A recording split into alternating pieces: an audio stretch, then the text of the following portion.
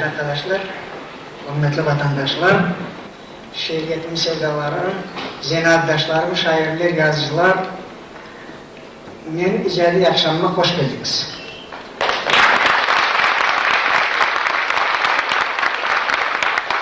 Pek isterim, zalmen, talebelerimizle, okuyucularımızla böyle bir sübetleşmeye, onların sualleri olur, edebiyatımız hakkında, hayatımız hakkında, bugünkü durumumuz hakkında, böyle samimi surette hiçbir sıkıntısız birbirimizden böyle lahit etsek güzel olur.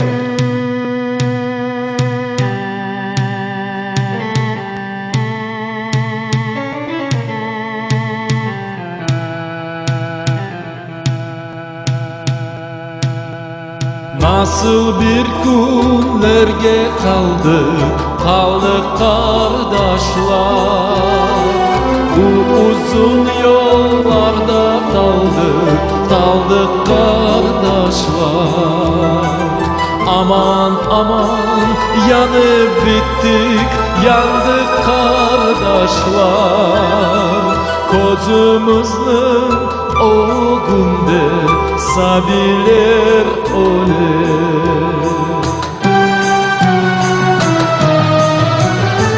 Dünya bizge bakıp bir gözden ağlar. Dünya bizge bakıp bir gözden ağlar. Dünya, dünya, öyle bu dünya.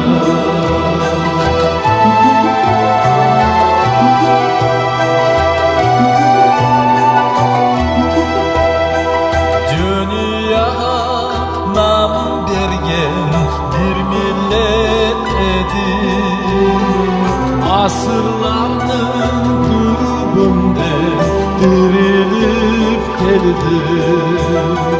Vatana çok hasret olup kurbanlar verdik. Bizni kene bölmekteler bir şınak ile.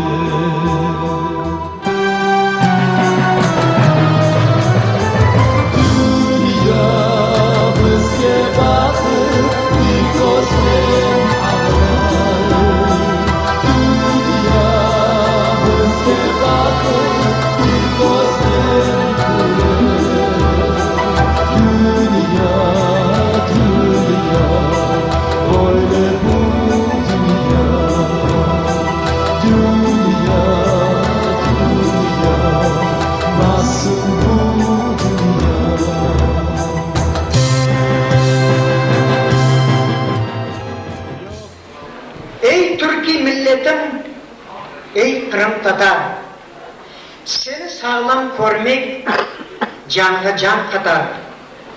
Boranga tik bakıp dağday turarman deseler bu millet yıkılır batar. Yok daha düşmedi elimden kalem, sönmedi tepemde vatan güneşi. Vatandır men için en büyük alem. Vatan uğrundadır son küreşim.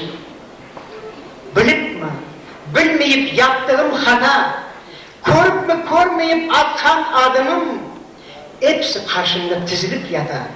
Vatanım afu et, adik adam. Ne görsem öz tuğan halkımdan gördüm. Kimerde gül oldu, kimerde tiken, kimerde baş egip muayip yurdum. Halkından körgenin hepsi baht eden. Ey Türkiye milletim, ey Kırım Tatar, vatan ve özümsün bana hükümdar. Seni sağlam görmek canla can katar. Sensiz bu alem yıkılır batar.